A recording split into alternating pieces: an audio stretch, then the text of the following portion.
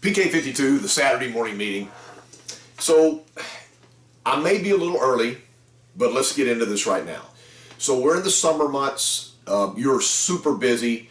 There's a lot of people looking at cars. Not everybody's a buyer. I understand that, but by the time you get there in the morning to the time you leave at night, supposed to be off at 6 o'clock, don't make it home till 9 o'clock. I mean, those are the summer months. And these are the months that are supposed to take us to the next level. So if your goal this year was to make $80,000 or $85,000 and everything, so your 3-month window, that June, July, August, maybe through September, that was the time that you can exceed whatever you put in front of yourself. So whether you're trying to make 50 or 60,000 or make over 100,000 for the first time, without those summer months, it's just really impossible to be able to break your goal. So I realize right now you're focused on taking every single up, talking to every single customer and converting everything you can to a car deal. School's starting back. When school starts back, traffic in the dealership slows down.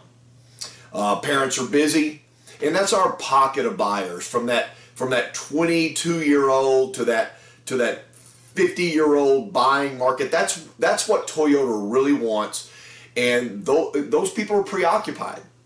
They've got relationships they're starting, they've got families they're starting, and then once the families are starting, they start elementary school and high school. The activities are gigantic, so really their time's not their own.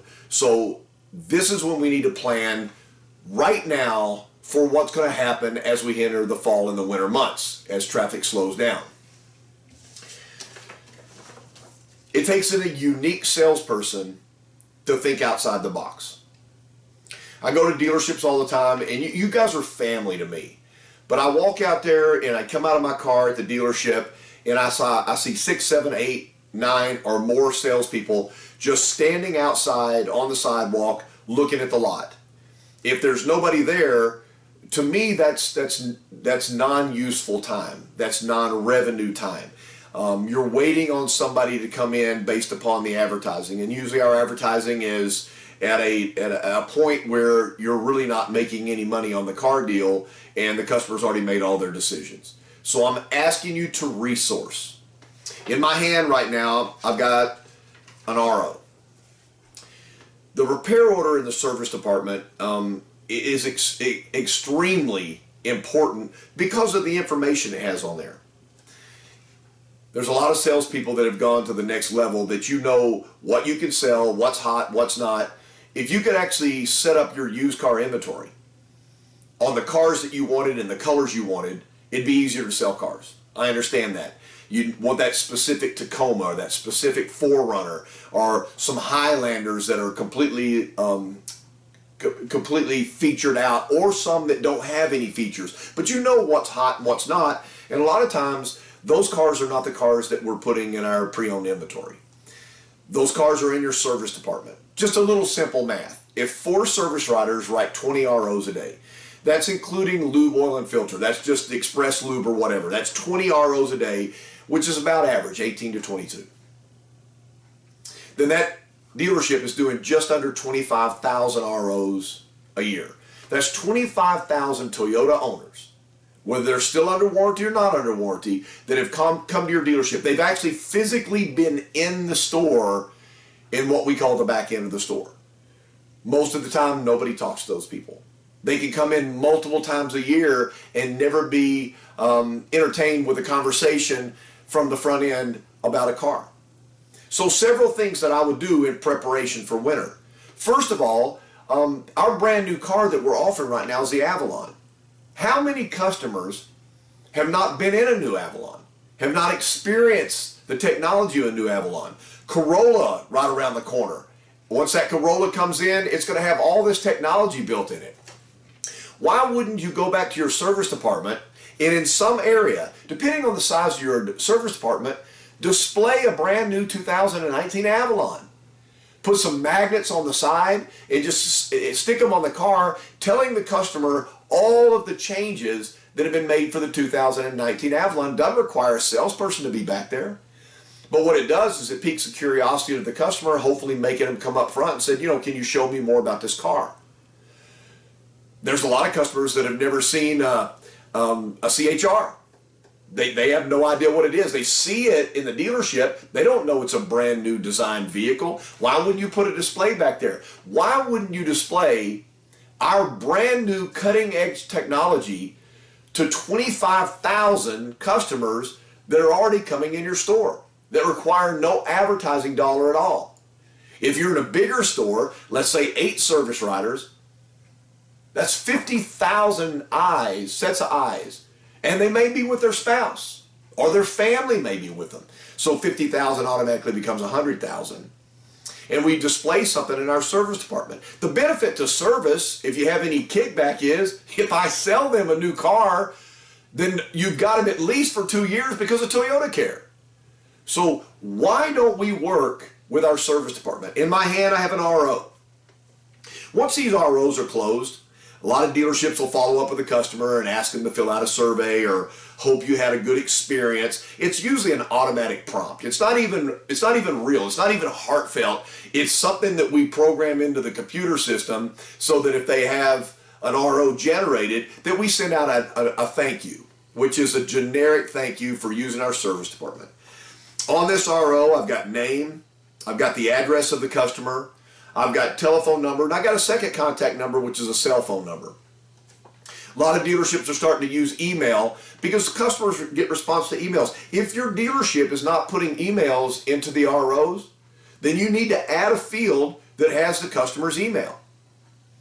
So I'm going to tell you right now, it's 25,000 of these generated if you only have 4 service writers. A lot of these cars are in the trade zone. Depending on where you live in the United States, people start thinking about trading their car 3 to 5 years. If they bought a new car, 3 to 5 years of ownership. The mileage is about 15,000 miles a year, so that's going to be 45,000 and above. So I don't know, I go back there every day. Let's say one of my service writers does 20 ROs today.